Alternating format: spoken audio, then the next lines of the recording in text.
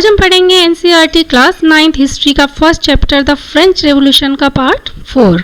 इससे पहले हम इसमें 3 वीडियोस बना चुके हैं जिसमें हमने लुई 16, नेशनल असेंबली और रॉबर्टस्पियर, जैकोबिन क्लब और कॉन्स्टिट्यूशन मोनार्क के बारे में पढ़ा था।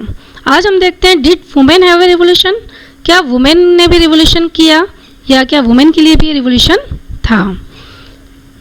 From the very beginning women were active participants, शुरुआत से ही वुमेन एक्टिव पार्टिसिपेंट्स थी बहुत सारे इवेंट्स में, और उन इवेंट्स की वजह से फ्रेंच सोसाइटी में बहुत सारे इंपॉर्टेंट चेंजेस आए। उनको होप थी, उनको उम्मीद थी कि जो उनका इन्वॉल्वमेंट है वो रिवोल्यूशनरी गवर्नमेंट को प्रेशराइज करेगा, ताकि जो रिवोल्यूशनरी गवर्नमेंट है वो कुछ ऐसे मेजर्स या लॉज इंट्रोड्यूस करे जिससे कि उनकी लाइफ में इम्प्रूवमेंट आ सके। बहुत सारी जो वुमेन थी थर्ड स्टेट की, they had to work for living, उनको अपने लिविंग के लिए काम करना पड़ता था। तो यहाँ पे इंपॉर्टेंट क्वेश्चन बनता है कि what was the condition of the women of the third state. They worked as seamstresses और laundresses, sold flowers, fruits, vegetables at the market और were employed as domestic servant in the houses of prosperous people. वो seamstresses और लॉन्ड्रीनेस मतलब वो कढ़ाई बुनाई सिलाई का काम करना या लॉन्ड्री में काम करना, या फ्लावर्स, फ्रूट, वेजिटेबल बेचती थी मार्केट में, या फिर जो प्रॉस्पेरस पीपल थे, जो रिच फैमिलीज थी, वहाँ पे वो डोमेस्टिक सर्वेंट के रूप में उनके घर में काम करती थी। ज़्यादातर वुमेन जो थी उनका एजुकेशन पे कोई एक्सेस नहीं था, वो एजुकेशन नहीं ले पाती थी या कोई भी जॉब ट्रेनिंग भी नहीं लेती थी। जो सिर्फ नोबल्स की डॉटर्स थी या जो वेल्दियर मेंबर्स थे, जो रिच मेंबर्स थे थर्ड स्टेट के, सिर्फ उनकी डॉटर्स ही पढ़ सकती थी कॉन्वेंट में, और उसके बाद जो उनकी फैमिलीज थी उनके लिए उनको मैरिज अरेंज हो जाती थी, उनकी मैरिज कर दी जाती थी। Working women had also to care for their families, यानी वर्किंग वुमेन जो थी, जो काम करती थी बाहर जाके, साथ में उनको अपनी फैमिली की भी केयर करनी होती थी, जैसे कुकिंग करना, वाटर लेके आना, fetch water, Q up for bread, खाने के लिए बहुत लंबी लंबी लाइन में लगना, and look after the children. यानी वर्किंग वुमेन को बाहर के काम के साथ अपनी पूरी फैमिली का भी लुक आफ्टर करना होता था, खाना बनाना, पानी लेके आना, खाने के लिए जो लंबी लंबी लाइन्स होती थी उस टाइम पे वहाँ लगना और अपने बच्चों की देखभाल करना। लेकिन जो उनके वेजेस थे, their wages were lower than those of men, यानी कि उनको जो वेजेस थे या उनको जो मजदूरी मिलती थी वो मैन से बहुत ही कम थी। तो ये सारी कंडीशन थी थर्ड स्टेट की वुमेन की। In order to discuss and voice their interest, अब अपनी आवाज़ उठाने के लिए वुमेन ने क्या क्या किया। Women started their own political clubs and newspaper, उन्होंने अपने खुद के पॉलिटिकल क्लब्स और न्यूज़पेपर स्टार्ट कर दिए। 60 women clubs came up in the different French cities, लगभग 60 वुमेन क्लब्स अलग अलग फ्रेंच सिटीज़ में स्टार्ट हो गए थे। The society of revolutionary and Republican women was the most famous, ये जो 60 वुमेन क्लब्स जो स्टार्ट हुए थे फ्रेंच सिटीज़ में, उसमें से 2 बहुत फेमस थे, उनका नाम था society of revolutionary and Republican women, ये दोनों बहुत फेमस क्लब्स थे। One of their main demands was that women enjoy the same political rights as men. अब यहाँ पे वुमेन की क्या डिमांड थी? मेन डिमांड ये थी कि वुमेन को भी वो सब पॉलिटिकल राइट्स मिले जो कि मेन को दिए जाते हैं। Women were disappointed that the Constitution of 1791 reduced them to passive citizen.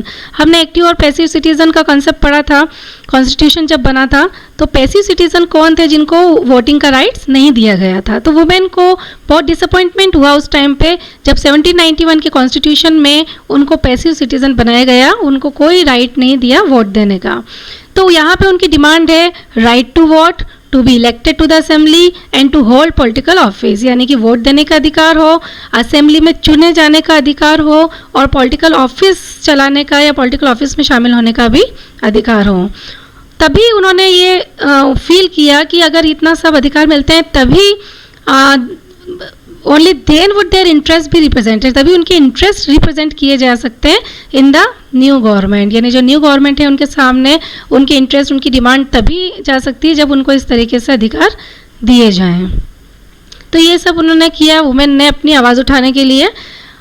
Revolutionary government ने भी यहाँ पे कुछ लॉज और कानून यहाँ पे बनाए हैं ताकि वुमेन की लाइफ में इम्प्रूवमेंट हो सके। तो इस पर भी क्वेश्चन बनता है कि रिवोल्यूशनरी गवर्नमेंट ने ऐसे क्या लॉज बनाए जिससे कि वुमेन की लिविंग कंडीशन इम्प्रूवमेंट हो। Together with the creation of state school, यहाँ पे स्टेट स्कूल्स जब स्टार्ट हो गए थे, गवर्नमेंट के स्कूल्स जब बन गए थे, तो schooling was made compulsory for all girls, यानी सब गर्ल्स के लिए स्कूलिंग को कंपलसरी कर दिया गया, यानी सबको स्कूल जाने का अधिकार मिलेगा, their fathers could no longer force them into marriage against their will, उनके फादर उनकी इच्छा के अनुसार उनको मैरिज के लिए फोर्स नहीं कर सकते थे। Marriage was made into contract entered into freely and registered under civil law, marriages को एक कॉन्ट्रैक्ट की तरह बना दिया गया है जिसमें मैन वुमेन दोनों फ्रीली एंटर हो सकते हैं और रजिस्टर्ड हो जाएंगे वो अंडर सिविल लॉ, यानी सिविल लॉ यानी कानून के तहत उसमें रजिस्टर्ड होके वो दोनों अपनी अपनी फ्री विल से अपनी इच्छा से ही मैरिज के कॉन्ट्रैक्ट में जाएंगे। Divorce was made legal and could be applied both by man and women, यानी कि डिवोर्स को भी एक लीगल बना दिया गया, कानूनी बना दिया गया और उसमें वुमेन और मैन दोनों अप्लाई कर सकते हैं। ऐसा नहीं कि सिर्फ मैन ही अप्लाई करें, वुमेन भी अप्लाई कर सकती हैं।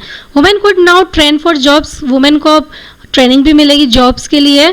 दे कुड बिकम आर्टिस्ट और रन स्मॉल बिजनेसेस, वो आर्टिस्ट बन सकती थी या अपना खुद का स्मॉल बिजनेस भी स्टार्ट कर सकती थी। तो ये सारे जो मेजर्स लिए या जो स्टेप्स हैं वो रिवोल्यूशनरी गवर्नमेंट्स ने लिए हैं ताकि वुमेन की लाइफ्स को इम्प्रूव कर सकें। इस पे भी क्वेश्चन बनता है। Women struggle for equal political rights continued, लेकिन वुमेन का जो स्ट्रगल था पॉलिटिकल राइट्स मिलने का, इक्वल पॉलिटिकल राइट्स मिलने का, समान अधिकार जिस तरीके से आदमी को है उस तरीके से औरतों को भी समान अधिकार मिले, पॉलिटिकल राइट्स मिले, वो कंटिन्यू चलता ही रहा बहुत टाइम तक।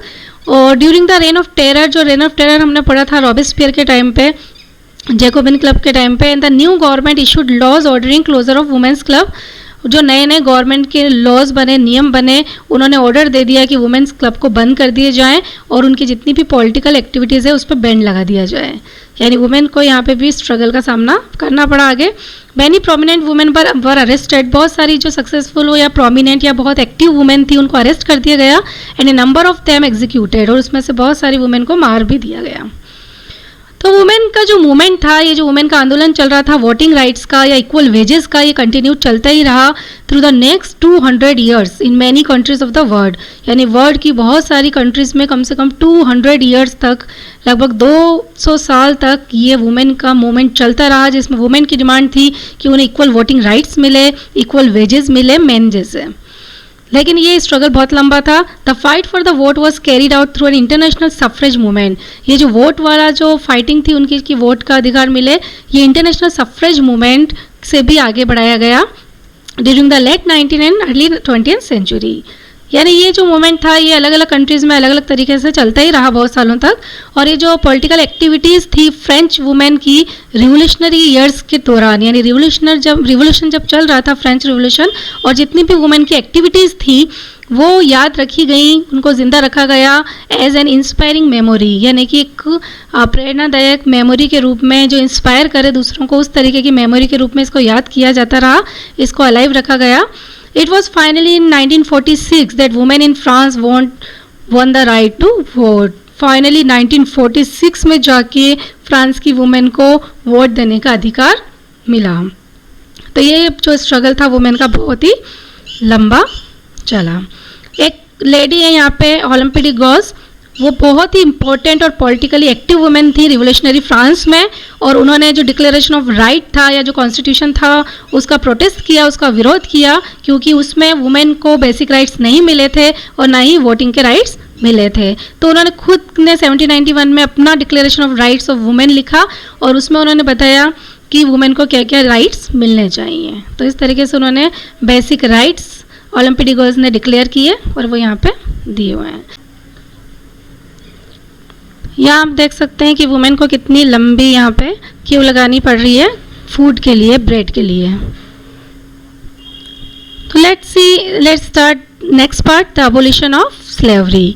स्लेवरी मतलब गुलाम बना के जो रखा जाता था उसको किस तरीके से ख़त्म किया गया, एबोलिशन किस तरीके से किया गया। जैकोबन रिजीम की बात करें तो सबसे मोस्ट रिवोल्यूशनरी सोशल रिफॉर्म था वो था abolition of slavery in the French colonies. French colonies में स्लेवरी का एबोलिशन, यही सबसे मोस्ट रिवोल्यूशनरी सोशल रिफॉर्म था जो कि उस टाइम पे किया गया। जो कॉलोनीज थी इन कैरिबियन, जो कैरिबियन की कॉलोनीज थी जैसे मैंटिकनो, ग्लेडेलोप एंड सेंट डोमिंगो, ये इंपॉर्टेंट सप्लायर्स थे कमोडिटीज़ के। कौन कौन सी, जैसे टेबको, इंडिगो, शुगर एंड कॉफ़ी। ये टोबैको, इंडिगो, शुगर, कॉफ़ी के बहुत बड़े सप्लायर्स थे। But the reluctance of Europeans, reluctance का मीनिंग होता है अनविलिंग टू डू समथिंग, लेकिन ये जो यूरोपियंस थे वो वहाँ जाना नहीं चाहते थे, क्योंकि एक तो वो डिस्टेंस था, दूर था, बहुत डिस्टेंट था, एंड अनफेमिलियर लैंड, और उनके लिए थोड़ा अनफेमिलियर भी था, तो वो लोग वहाँ इतनी दूर काम करने नहीं जाना चाहते थे। तो इसकी वजह से क्या हो गया कि शॉर्टेज ऑफ लेबर हो गई ऑन द प्लांटेशन। अब जो टोबैको, इंडिगो, शुगर और कॉफ़ी जो प्लांटेशन का काम करते थे, वहाँ पे मजदूरों की शॉर्टेज हो गई, लेबर की शॉर्टेज हो गई, क्योंकि लोग वहाँ जाके काम करना नहीं चाहते थे। तो this was made by triangular slave trade, और इसका एक रास्ता निकाला गया स्लेव ट्रेड से, यानी स्लेव्स बना के भेजा जाता था मजदूरों को और वहाँ पे काम कराया जाता था। तो एक ट्रायंगुलर स्लेव ट्रेड बन गया था, और ट्रायंगुलर स्लेव ट्रेड पे इंपॉर्टेंट क्वेश्चन बनते हैं। तो यूरोप, अफ्रीका और अमेरिका, ये तीन जो कंट्रीज थी, उनके बीच में एक ट्रायंगुलर स्लेव ट्रेड बन गया था। ये आपस में स्लेव्स को बेचते थे और अपना प्लांटेशन का काम उनसे करवाते थे। Slave trade began in 17th century, slave trade 17th century में स्टार्ट हो गया था। फ्रेंच मर्चेंट जो थे वो sail from the port of Bordeaux and Nantes to the African coast. French merchant Bordeaux और नेंटस के पोर्ट से, बंदरगाह से निकलते थे और अफ्रीकन कोस्ट जाते थे, वेयर दे बोट स्लेव्स, वहाँ पे स्लेव्स को खरीदते थे फ्रॉम लोकल चीफ्टेंस। जो लोकल चीफ्टेंस होते हैं टाउन्स के, जो उनसे स्लेव्स को खरीदा जाता था।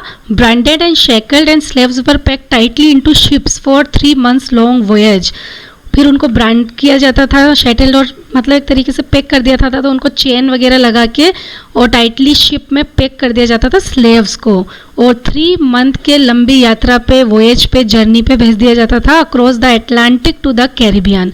अटलांटिक से कैरिबियन तक की जो वॉयज थी, जर्नी थी, वो 3 month की लंबी जर्नी पे भेज दिया जाता था उनको पैक करके। तो आप देखिए कि स्लेव्स को पैक करके भेजा जाता था, तो उनकी कंडीशन कितनी बुरी होती थी, इतनी लंबी जर्नी में उनको इस तरीके से पैक करके भेज दिया जाता था। There they were sold to plantation owners, फिर वहाँ पे उनको प्लांटेशन ओनर्स को बेच दिया जाता था। The exploitation of slave labour made it possible to meet the growing demand in European market for sugar, coffee and indigo. यहाँ पे स्लेव्स का एक्सप्लॉयटेशन हो रहा था, शोषण हो रहा था, लेकिन सिर्फ एक यही रास्ता था जिसकी वजह से यूरोपियन मार्केट में जो शुगर, कॉफ़ी और इंडिगो की डिमांड बढ़ती जा रही थी, उसको पूरी किया जा सके। क्योंकि जब डिमांड बहुत बढ़ती जा रही थी तो प्लांटेशन करना था, और प्लांटेशन करने के लिए तो लेबर ही नहीं थे, तो लेबर को फिर इस तरीके से लोगों को जो स्लेव बना के भेजा जाता था और उनसे ये काम करवाया जाता था। प्लांटेशन ओनर उसको खरीद लेते थे और अपने प्लांटेशन के जो फील्ड्स थे वहाँ पे काम कराया जाता था। तो ये एक स्लेव ट्रेड एक मीडियम था, एक रास्ता था जिसकी वजह से प्लांटेशन होता था, और जो डिमांड बढ़ती जा रही थी यूरोपियन मार्केट में इन चीज़ों की, उसको पूरी कर पा रहे थे सिर्फ स्लेव ट्रेड की वजह से ही। पोर्ट सिटीज़ जैसे कि बॉर्डियक्स एंड नेंटोस की जितनी भी इकोनॉमिक प्रॉस्पेरिटी हुई, यानी कि आर्थिक जो भी उनकी विकास हुआ, प्रोग्रेस हुआ, वो सिर्फ स्लेव ट्रेड की वजह से ही हो रहा था। यानी स्लेव ट्रेड की वजह से ही इकोनॉमिक प्रोग्रेस हो रही थी इन एरियाज़ में। तो इस तरीके से स्लेव ट्रेड बहुत बढ़ गया था और एक यही रास्ता था। Throughout the 18th century there was little criticism slavery in France. उस टाइम पे स्लेवरी की कोई क्रिटिसिज्म भी नहीं होती थी, कोई आलोचना भी नहीं होती थी, यानी एक ज़रूरी पार्ट हो गया था सोसाइटी का, और उसी की वजह से ये डिमांड पूरी होती जा रही थी। लेकिन स्लेवरी एक बुरी चीज़ है, लेकिन उस टाइम पे इसकी कोई आलोचना नहीं थी। National assembly had long debates about whether the rights of man should be extended to all French subjects including those in the colonies. जो नेशनल असेंबली थी उन्होंने लंबे लंबे डिबेट्स भी किए इस टॉपिक पे कि क्या rights of man French subjects, यानी कि सारी फ्रेंच कॉलोनीज़ में जितनी भी फ्रेंच के अंडर में कॉलोनीज आती है, उन सब के लोगों को ये राइट मिलना चाहिए, अधिकार मिलना चाहिए क्या। लेकिन it did not pass any laws, लेकिन इस पर कोई कानून नहीं बन पाया। इस पर कोई अधिकार की बात तो सब कर रहे थे, लेकिन इस पर कोई कानून नहीं बन पाया। क्यों? क्योंकि फियरिंग अपोजिशन फ्रॉम बिजनेसमैन, जितने भी बिजनेसमैन थे जो प्लांटेशन का काम कर रहे थे वो उसको अपोज करेंगे। यानी इनको डर था कि अगर हमने कोई नियम बनाया, कानून बनाया ये स्लेवरी को रोकने का, तो जितने भी बिजनेसमैन थे, और वो जो बिजनेसमैन है उनका बिजनेस, उनका प्लांटेशन पूरा डिपेंड किस पे कर रहा था? स्लेव ट्रेड पे। अगर स्लेव्स ही नहीं होंगे तो फिर मजदूरी नहीं मिलेंगे, उनको लेबर ही नहीं मिलेगा प्लांटेशन पे काम करने का, और उनका बिजनेस नहीं हो पाएगा। तो यहाँ पे डर ये था कि अगर कोई कानून या नियम बनता है तो बिजनेसमैन उसको अपोज करेंगे, क्योंकि उनकी पूरी इनकम स्लेव ट्रेड पे डिपेंड कर रही थी, और अगर स्लेव ट्रेड बंद कर दिया गया तो उनका सारा बिजनेस खत्म हो जाएगा। लेकिन it was finally the convention, finally 1794 में legislative to free all slaves, यहाँ पे फ्रेंच ओवरसीज प्रोसेशन के अंदर का जितने भी स्लेव्स थे उनको फ्री करने का जो कन्वेंशन निकला वो 1794 में निकला कि सभी स्लेव्स को आज़ाद कर दिया जाए और ये स्लेव ट्रेड बंद किया जाए। This however turned out to be short term measure, लेकिन ये बहुत एक शॉर्ट टाइम के लिए हुआ, कुछ सालों के लिए ही हो पाया। 10 ईयर्स के बाद आफ्टर 10 ईयर्स नेपोलियन री इंट्रोड्यूस स्लेवरी, और 10 ईयर्स के बाद नेपोलियन ने स्लेवरी को फिर से इंट्रोड्यूस कर दिया, फिर से स्टार्ट कर दिया। अब यहाँ जो प्लांटेशन ऑनर्स थे वो उनको लगा कि जो फ्रीडम है हमारे लिए उसका क्या मीनिंग है कि हमें अधिकार है कि हम अफ्रीकन नेग्रोस को स्लेव बना सकते हैं और अपने इकोनॉमिक इंटरेस्ट के लिए उनका यूज़ कर सकते हैं। स्लेवरी फाइनली अबोलिश्ड हुई फ्रेंच कॉलोनीज़ में इन 1848 में जाके फाइनली स्लेवरी को अबोलिश किया गया, स्लेवरी को फाइनली बंद कर दिया गया। तो यहाँ पे कुछ टर्म्स दिए। नेग्रोस जो थी जो टर्म वो अफ्रीकन लोगों के लिए जो कि सहारा के साउथ में रहते थे उनके लिए यूज़ किया जाता था, एज ए कॉमन यूज़ नहीं था, एक गलत वे में, यानी कि उनको सब अधिकारों से वंचित कर दिया जाए, उस तरीके का इसका मीनिंग था। और इमेंसिपेशन मतलब एक्ट ऑफ फ्री करना, आज़ाद करने का act.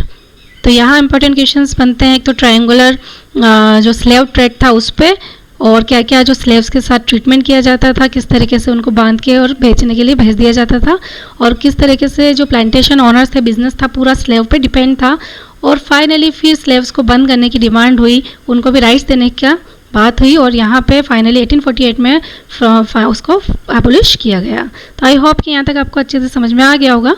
C you next video, take care. Please like, subscribe and share.